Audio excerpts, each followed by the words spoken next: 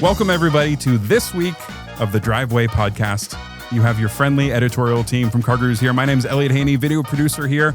I have my friendly colleague. Hey, buddy. Matt Smith, deputy editor. Sometimes you do the... Yeah, you're under arrest. I'd rather not be. Okay.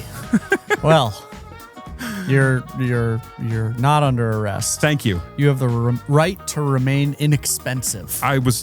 Well, that's what we're talking about today. I have worth. I thought you were going to tell me I have the right to remain silent, which would be a challenge for what we're doing. Yeah. So thank you for not saying that. So today we're talking about the best and cheapest small cars to buy in 2025. Yeah, where do you want to start? Maybe the smallest, maybe the cheapest, maybe the best. Let's start small and let's work our way up. Yeah. Maybe. We're talking...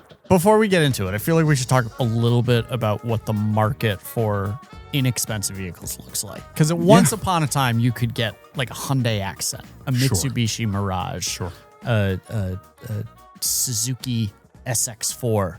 Those are still there are a ton of those in northern Vermont. Yeah. It blows my mind. It's like the Kmart version of the Subaru Impreza, and it's thriving up in the Northeast Kingdom. That's the blue light special. Yeah. That's a Kmart thing, right? I guess. At home, there is a Mitsubishi dealer in my hometown that is just thriving. Yeah. Like, I go home and there are so many little Mitsubishi Mirages. And that speaks to the importance of the topic. You know, cost-effective transportation is still very, very important. Yeah.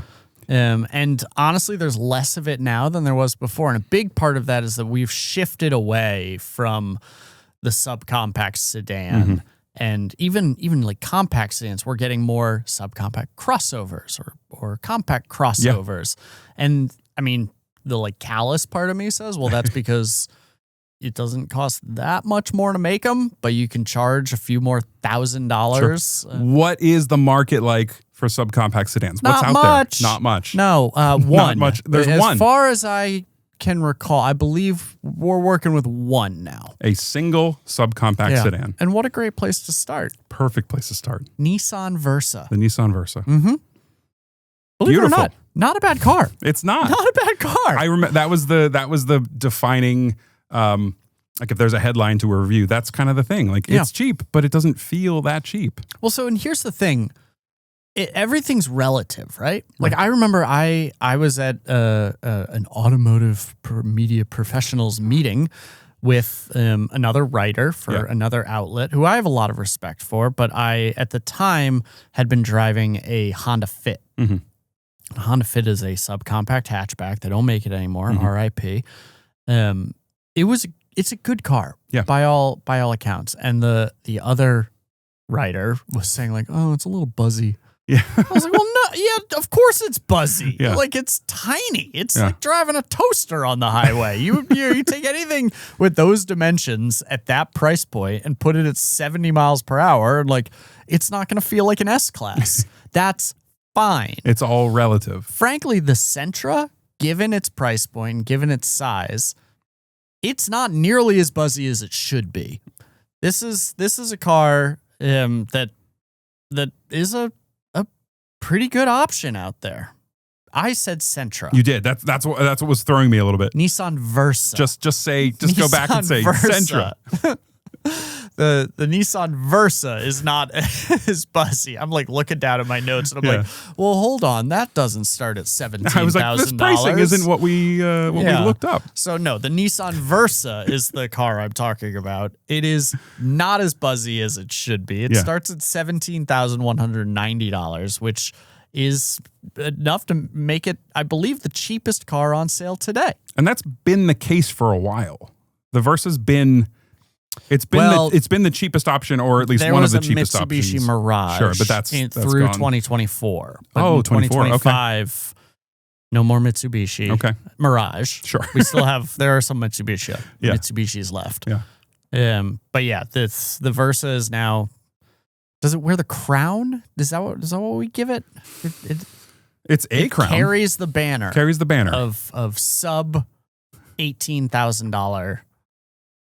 I mean, I'm just doing a quick scan. Is it the only one that comes in below 20 even? Yes, it is. It is. So it is the only car on this list that we're going to talk about, which covers all cars in the United States, It's the only one that has a starting price below 20. Yeah. And not only is it below 20, it's below 18. Comes standard with a 5-speed manual. Does it? Yeah. Hey, those are also becoming save the manual, increasingly right? rare.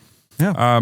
Yeah. So something I was thinking about with like the price of these cars is even the base cheap things, they're still, you compare to a car 10 years ago, 15 years ago, these base model $17,000 Versa, it has more stuff in it. Cruise control. It probably has CarPlay and wired, I would assume. But I would assume it has more niceties built into the absolute base model than the nice cars did 5-10 years ago. We're seeing safety equipment, exactly. safety systems, and lane keeping assist and whatnot. That stuff is increasingly standard. Yeah, there's value there. Yeah. There's value. I'm not gonna sugarcoat it. I'm not gonna be like, oh yeah, it definitely feels like you're cruising along in like a luxury vehicle. Sure. It doesn't. And frankly, if you have $17,000 to burn, maybe it makes more sense to buy a few-year-old, somewhat nicer, like a Honda Civic or an Accord if you go back a few further years out there. But if you want a new car with the new car warranty, sure, you don't want to deal with headaches, Nissan Versa, not the Sentra, it's the cheapest way in the door. Now, unfortunately, it's also the only subcompact sedan left. It's the I don't only know one. how long it'll be here. Don't know. Well, that's the subcompact sedan market. Yeah. That's it. So I hope you like the Versa. I think we should move on to the subcompact. I mean, it's what the industry has done. Yes, you move on from the sedan up to the subcompact SUVs, which they're not SUVs, they're crossovers. The subcompact crossovers. Yeah, they're hardly crossovers. they're barely. Only in the barest sense of the marketing term are they crossovers. But we have a couple there. Yeah. It's where the industry has gone. We lost the subcompact sedans, but we have a fair amount of crossovers to talk about. We've got 4 options Sure. in the subcompact crossover class to mention on this list. I'm going to run through them. There's Chevy Trax, Hyundai Venue, Kia Soul, Nissan Kicks. Yeah. And this is by no means an exhaustive. These are not the only ones. These are what we're saying are the best ones. Right. The Kia Soul, let's gloss over that one a little bit. First off, you don't like the Soul? Well, I don't know what it is. Yeah. You know, people keep telling me it's a crossover, and I just cannot buy that at all. It's a hatchback. I was joking about driving a toaster down the highway. It's a toaster. It's got the hamsters. I don't. Well, it used to. Yeah, it's one of the most. Not anymore. But it's one of the most memorable car campaigns. I'm not saying it's bad. Like my father-in-law has a Kia Soul and he loves it, and I've ridden around in with him. It's got good space. You know, it's not a bad car. Yeah. I would focus on this list. So the Chevy Trax and the Nissan Kicks, I think, are probably the 2 best, just objectively best options. And the Kicks surprises me because years ago I never would have put a Nissan Kicks in any list of best. Yeah. But the way they redesigned it's really impressive. Was that new for this year or was that 24? I believe that was new for 2024. Okay. They really elevated what was an also-ran to something that's worth considering. The Chevy Trax, similarly, I mean, that thing was a dog. Yeah. And now... That's what we call a glow-up. Yeah, now it looks really good. It looks really cool. Really it. I would say it's the second best looking option on that quad of that subcompact crossovers. Second to the Kicks? Second to the Hyundai Venue. Okay. The really? Hyundai Venue is... This is where I need to separate from you. The Hyundai Venue is without a doubt the best looking vehicle on sale today. I don't know if you're joking. That's the hottest take I've heard at this table. I love the Venue. I think its proportions are perfect. It is adorable. And everybody looks at cars, they're like, oh, well, it can't be truly beautiful unless it's sleek or it's elegant or whatnot. I look at the Hyundai Venue and I see a design that I put alongside the Subaru Crosstrek. I put alongside the Jeep XJ Cherokee from like the 80s and 90s. Okay, we're going back. I put it alongside a Porsche 911. As I say, this is immediately a iconic design. Are you trying just to just to get aggregated. Can I say piss people off? No. This is a I'm wild not. take. Now listen. This is the content that people come here for. We haven't said anything about the hamster wheel that is under the hood of it. No, we don't need to. I haven't commented on the fact that it's front wheel drive only. I'm just talking about what it looks like. I think it is one of the most charming, simply designed little cars ever. And you know what? They're fun to drive. They're fun to drive. They're not fast. They're frankly like, they don't even accelerate very quickly. I wouldn't call them fast, nor would I call them quick. But they're, God, like parking it, it's like putting on your shoes. You know, it does not get any easier. I think the Hyundai Venue, of these four, if I was going to shop for myself, and I've done this exercise, the Hyundai Venue is the one that I would want. There is a question about how easy they are to steal, but maybe that's a topic for another podcast. I'm not prepared for that conversation. I think you're trying to pull the wool over our eyes, and you're trying to get rage engagement, because I cannot believe that you are serious with these comments. Look at it. I'm looking. They're looking. It's such a good looking little car. It is a little car. It is. It's a looking car. So I can't believe that you don't think it's good looking. It's one of the most beautiful cars on sale today. This is wild. I cannot wait to post this and see what the listeners, I don't want to call them fans after this take. Well, they're not fans anymore. See what the listeners not think. Of you, of disagreeing on what is an objective truth. This car looks to me like Hyundai before they started really trying with their design. Like I think a lot of current Hyundais look great. Some don't, some do. This one is in, to me, old-timey Hyundai, which I'm thinking of 2015. You know what? Which I know this was not 2015. You know what they've been doing with their design? Throwing stuff at a wall and seeing what sticks. They have been swinging for the fences. Yes. Every single time. And you know what? And sometimes they hit a home run. It seems, but they're swinging for the fence, and every single swing they're trying to do something different. Yeah. They're trying to go, trying to pull it over the green monster. They're trying to go oppo around the pesky pole. They're always trying to do they want to hit it 500 feet to dead away center. You know what the Hyundai Venue is? A bunt. No, the Hyundai Venue is a seeing eye signal. It is just a good piece of hitting. All right, it is moving the runners over. It's getting you on base. I think it's a bunt that goes into foul territory. You mentioned the Crosstrek, not on the list, but I think too expensive. The current Crosstrek, beautiful car. Yeah, what else iconic. What else did you put in that Jeep XJ? Okay, well. Yeah, the Jeep Cherokee. Well, like everybody. Yeah. Well, you had a Blazer in high school. Hey, love the Blazer. But we're talking about like current cars is what I'm thinking. Yeah. The fact that you can look at the Hyundai Venue and say all those beautiful words you said about it. I don't know if I've ever disagreed with you more on something, and I'm happy. It's good. It's a subjective. That's what this is. Opinions are opinions, and frankly, in this price category, I don't think anyone cares what the stats are. I don't think anyone cares that it has, where is it? 121 horsepower with a CVT. Nobody cares about that. Nobody cares. I think at this point you're looking for what's the cheapest car that I can get that I kind of like. I don't see many Hyundai Venues. Really? I see a lot of Chevy Trax. I see a lot of Hyundai Venues. Do you? Yeah. We live they're all pretty close to each other. My neighborhood, it's just a little swarming beehive of Hyundai Venues. Can't leave the house without seeing them. They're like rabbits. I would say it's also not on the list. The Kia Seltos, I see more Seltoses than Venues. See, I feel like I heard. Well, but you know what it probably is? Huh. When a Chevy Trax or definitely a Kia Seltos is parked on the side of the road or driving past me along the road, coming? I don't see it at all. But when a Hyundai Venue passes me, what was that? It's one of the most insane takes you've ever had. It's charming. It is beautiful. You know what? Everybody puts out these new car designs and they want to be so interesting and new, and all of them appear derivative of each other, derivative of the previous generation.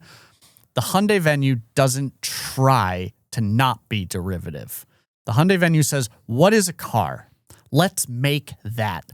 No, but make it look good. Make it handsome. Make it charming. But don't make it look like a spaceship. Was the Venue recently refreshed and I have an old picture? Are we looking at the same vehicle? We are talking about the same car. Just so people are aware, I'm not a Hyundai hater. I think a lot of Hyundais look great. We are blind. Well, whether you agree, we'll see. We'll see which one you agree with more. I have the Santa Fe right now. How many minutes have we been going on the Venue right now? Arguably too many. Santa Fe, derivative. I don't disagree. Yeah. But I think that was a real home run swing that they caught on the warning track. I'm saying I like the Santa Fe. So I just want to put it out there. I don't hate Hyundai. I hate the Venue. I hate the Santa Fe.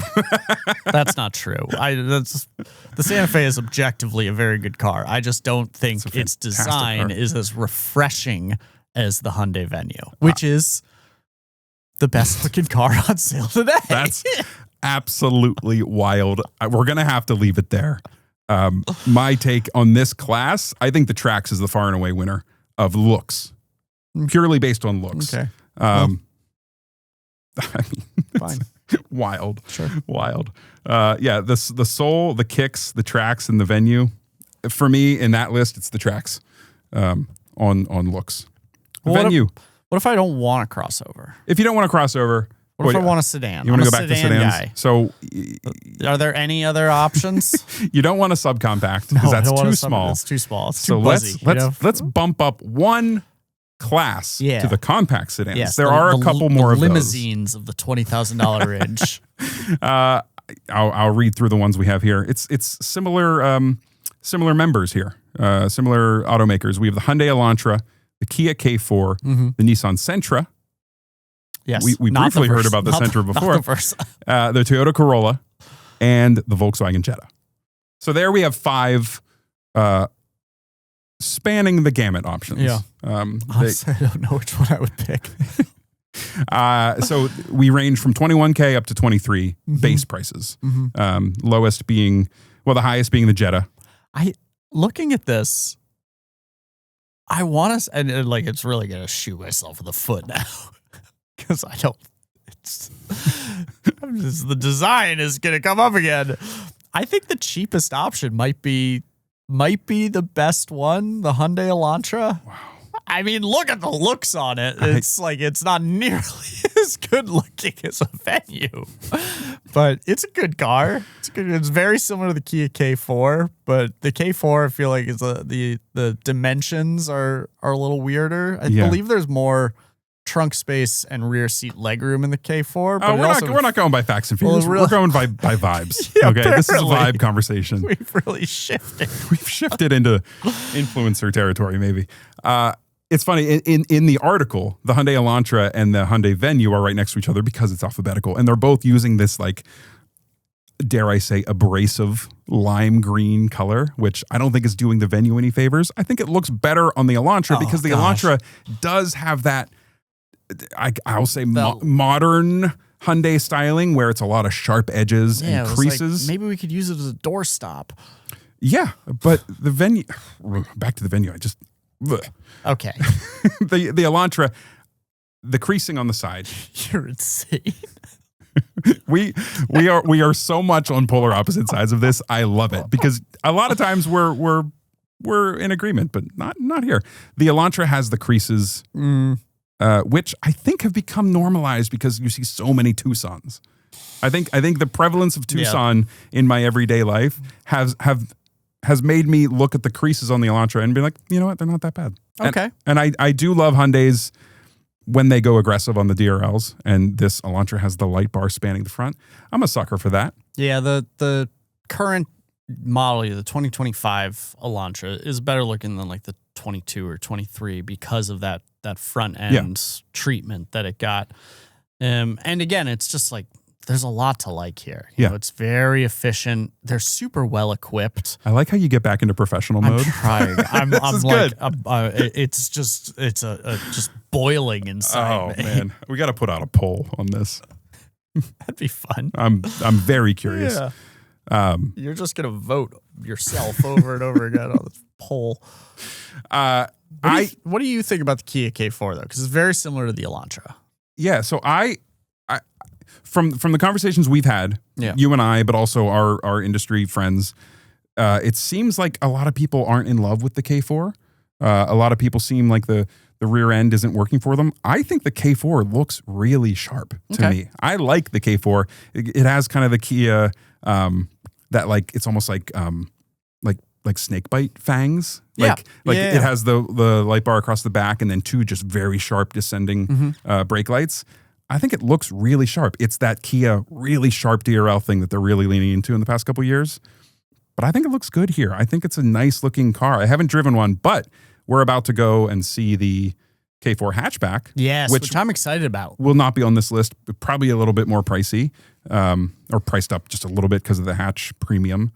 But I think the pictures of maybe, but I don't have it at my fingertips. But the hatchback, the K4 hatchback, I think looks really good. I'm excited to see it. And actually, by the time this episode is out, we will have seen it, and our content should be up. So go check it out. Yeah, it sounds like we're probably looking at mid 20,000s on the K4 hatch, whereas the regular K4 starts under 22,000, which is cheap. I think the K4 here, I think it looks really nice. Yeah. So I think my pick in this grouping, largely based on looks, the K4. However, the Toyota Corolla, we got to talk about the Corolla. Yeah. Oh, it's contractually obligated, right? Toyota Corolla, it's like 50 million units sold. Yeah. When you look at car in the dictionary, a Corolla's there. Yeah. It's one of the options that maybe could be there. Maybe someday it'll be a Hyundai Venue, but not today. Okay. The Corolla, we're not specifically talking about the hybrid, but it's the hybrid. I think it's available for under 25 with a hybrid. Yes. And I think that's huge. It's an incredible value prop. Even if you don't get a hybrid, though, this does feel like it's like a half class above the Kia and the Hyundai. Is that because it's a Toyota and it just feels... It's got a bigger engine. It's got 2-liter, 4-cylinder, a little bit 169 more horsepower, 151 pound-feet of torque, front-wheel drive, CVT. It's par for the course in this segment. I don't think it looks anything special, but like it's certainly not offensive. And like you look at 1 or 2 generations ago, I feel like the Corolla was like very boring. Yeah. And it's like a little more interesting these days. It's like, it's one of those that it's boring today too. Yeah. It was boring then. It was boring today. It's not taking big swings with design like the K4. I think the K4 is trying. Elantra. Yeah. I thought you were going to say the Venue. I think the Elantra and the K4 are both. The Venue's not about that lifestyle. They're both swinging. The Corolla's just kind of comfortable to update its headlights a little bit and to just live in its affordable reliability throne. Yeah. It leaves the flash to the Corolla hatchback, which is getting the FX trim. Yeah. For I think that looks good. 25? I think that looks pretty good. Yeah, those wheels. Big fan. Yeah. I think it's working. The last one to talk about is the price topper. The Jetta. In this, the Jetta. Yeah. Which I think we forget about the Jetta sometimes. But it kind of has I feel like it kind of takes the middle between reserved, boring Corolla and aggressive, crazy Elantra. The Jetta's kind of in there is just like, it's a good looking, average, yes, but not boring sedan. I had a friend who was shopping for a compact sedan and they were asking, because they just constantly ask, what should I buy? Yeah. What should I buy? And the answer to that question is, well, what are you looking at? What are you thinking? And that's usually the answer. Yeah, that's usually what they want to hear. But unless they say a Hyundai Venue. I was foolish. Then you have to stand up and preach. I was foolish. And, I was trying to say like, oh, well, you should test drive a Civic or you should test drive a Mazda. And they said, but what about a Volkswagen? And at the time, Volkswagen had just introduced the 2-liter engine, which is not very peppy and was kind of like a step more towards the economy scale for the Jetta, which is fine for what it is, but at the time was a little more jarring. And we actually they called it the 2-point slow. Clever. And I mentioned these things saying, it's not quite as engaging as like a Mazda 3 would be. And they looked at me and they said, yes, but Das Auto. That's what they said? Yeah. And I think that is, to Who is this day, she's a very close friend. I think to this day, that's kind of the charm that Volkswagen still has in its corner. Sure. You know, it's you're not going to find many German automobiles on a list of cheapest vehicles. And the Volkswagen Jetta remains kind of the car for the everyman. It is a little more expensive in 2025 because they dropped the manual transmission. It's now automatic only. It's an 8-speed automatic, so it's not a CVT. That's another feather in its cap as far as I'm concerned. And it does good fuel economy, 40 mpg on the highway. That frankly, if there's one negative thing to say about the Hyundai Venue, it's that it doesn't do very good fuel economy. That one gets like 33 on the highway. So you have a much more efficient vehicle with the Jetta. But yeah, to your point, you know, you're looking at over $23,000. Yeah. And on this list, at least, there's only one vehicle that has a starting price above that. And it has a value prop that the Jetta does not. A feather in its cap, you could say. Well, I've already said that. Did you say that? I said it about the Jetta. Okay. Yeah. I guess it entered my brain and that's where it lived. So yeah, what are you talking about? What's this mystical, most expensive car? Subaru Impreza. The Impreza. And do you know why it's a special choice here? I have a pretty good guess. It's a hatchback. It's a hatchback. You used to have a Subaru Impreza sedan. Yeah. I would just like to go on record as saying that was not a very good looking sedan. I know I don't spend a lot of time on the pod talking about what's good looking or what's not good looking. Yeah. But in my humble opinion, the Impreza sedan was not that great looking. Luckily, the Impreza hatchback, particularly the current generation, very good looking car. And it's the only compact hatchback on the list. So like we have some subcompact crossovers. Let's not call them SUVs, but this is a genuine hatchback. Standard all-wheel drive is the other thing. That's what I was thinking you were going to say. Oh, yeah. So yeah, the Honestly, hatchback it makes a little more sense. It's the only one on here on an affordable, cheap list that has standard all-wheel drive. That's Maybe even available all-wheel drive, some of these cars. I don't think they're available with all-wheel drive. Can you imagine if there was a all-wheel drive Hyundai Venue? Perfect vehicle. I All-wheel drive, maybe throw a manual in there, swap out the CVT. It used to come with a manual. Oh, God, it was great. The Venue? Yeah. Or the Impreza? There was a denim trim, which had a blue paint job with a white contrast roof and like a denim upholstery interior. Yeah. Really, really good looking. Just fabulous. You get that. If you picked one of those up, I think it was available with a manual. Oh, man. Just to slap on some all-wheel drive. What if we had a Venue N? Now we're talking. Or even like an N line. Now we're just talking. Like throw a 2-liter in there. It's got such a short wheelbase. So let's make it happen, Hyundai. I would encourage everybody here, and I'm gonna put a little button up there. Matt and I filmed a 2021 Hyundai Venue review. Great video. Great video. I'm going to go back and watch it after this episode and just see if this love for the Venue existed then, or if this is one that's kind of, you've simmered with it and you've learned to love it. Because I don't remember you being such a Venue fan. Do you know any time in the past? Do you know the title of that video? You know what? I see it now. Read it because it's your title. 2021 Hyundai Venue review. : Oh my God, it's adorable. Okay, I guess you've liked the Venue for a long time. Yeah. 200,000 views on that video. Yeah. People agree with me too. They love it. I'm excited to go watch this video because I want to be refreshed on the Venue.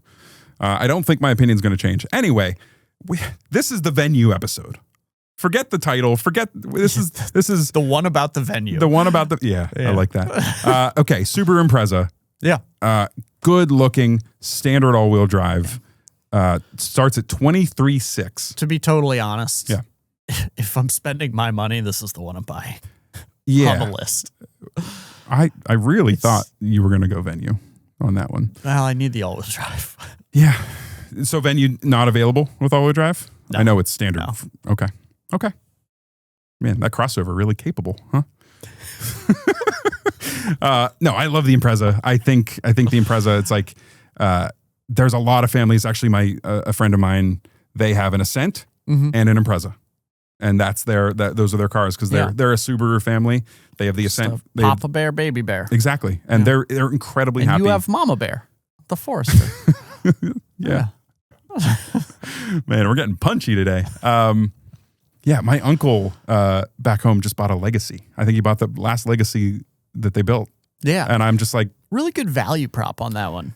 All-wheel drive sedan. Yeah. I mean, you could get them like loaded for less than 35. I have no idea what he spent, but just seemed like an odd purchase when the Impreza exists. I mean, he's not an Impreza guy, so I guess that makes sense. It's a better constructed vehicle. It's bigger, it's quieter, it's smoother. Yeah. You know, that's the thing. Like at the end of the day, these vehicles, none of them are going to blow you away with their driving dynamics. No. None of them are going to blow you away with their like noise, vibration, harshness, all that sound deadening.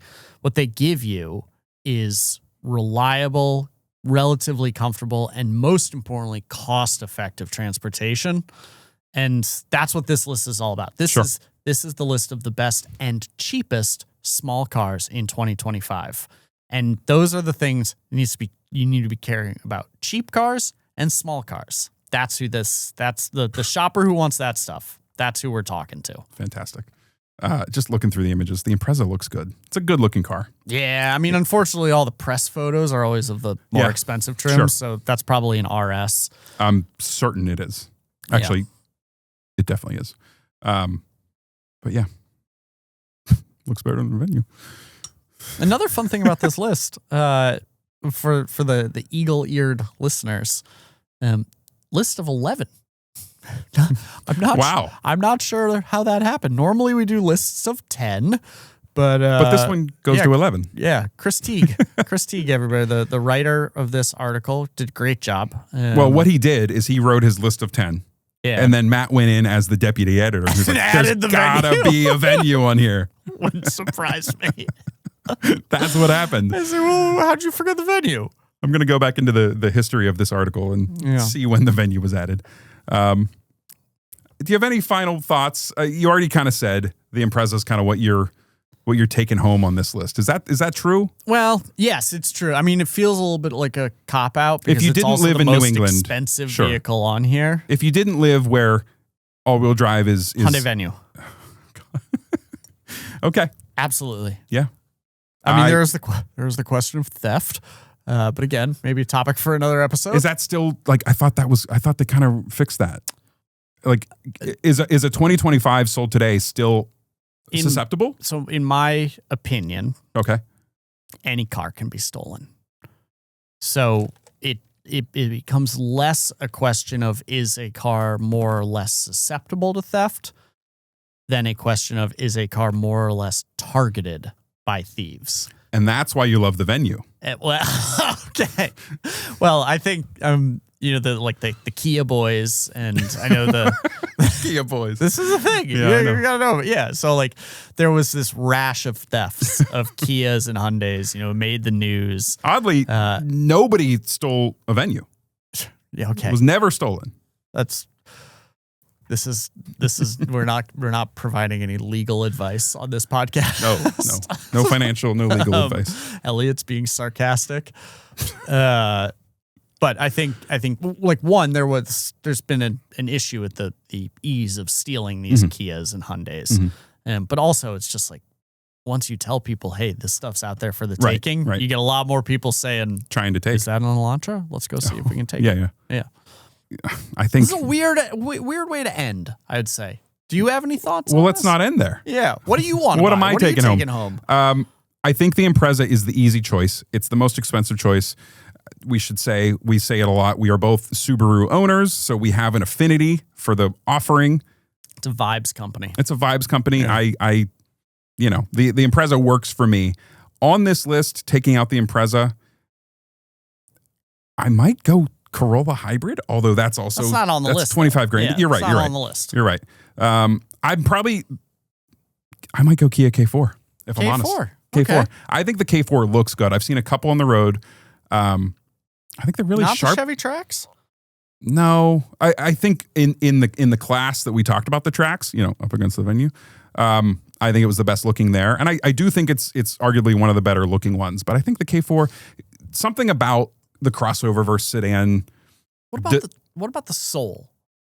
I have other thoughts on the Soul, but yeah. the crossover versus sedan conversation, I had Focuses. A lot of mine, because I was always buying the budget. I had rolly windows. Foci. Yeah, I had a couple Foci. They were stick shift. They were rolly windows because I was on this list looking for what I should get, and it was the Focus a couple times. When I had kids, I immediately did what everybody does, and I need a crossover, so I went up to the Forester. However, I had a kid and bought a Honda Accord. But first, what did you have? Yeah, well, okay. Thank you. That was your second car.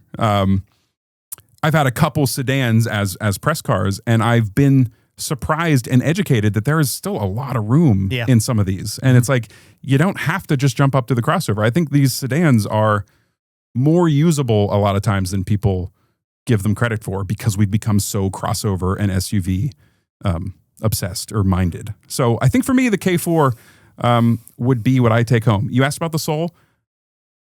I don't hate the Soul. I've never driven a Soul. I've never been inside of a Soul. Maybe I don't have a Soul. I like the Soul.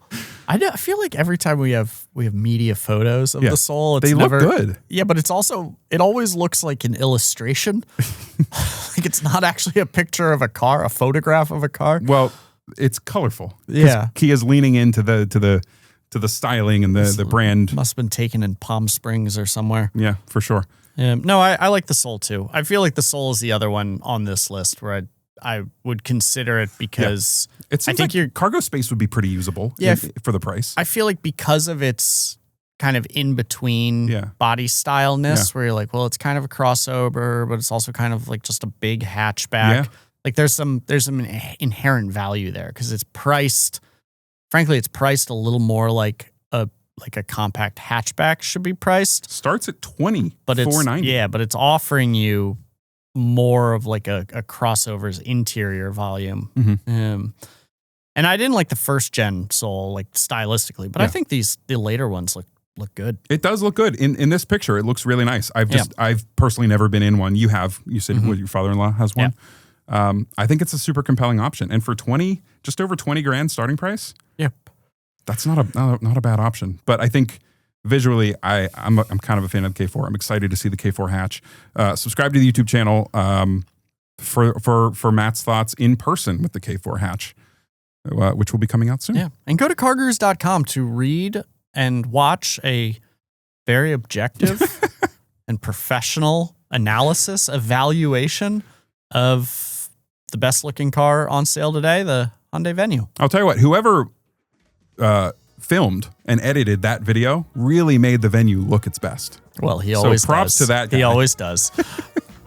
Everybody, thank you for listening. Do write in and weigh in on the Hyundai Venue debate, the great debate. I think in our relationship, we've known each other for years.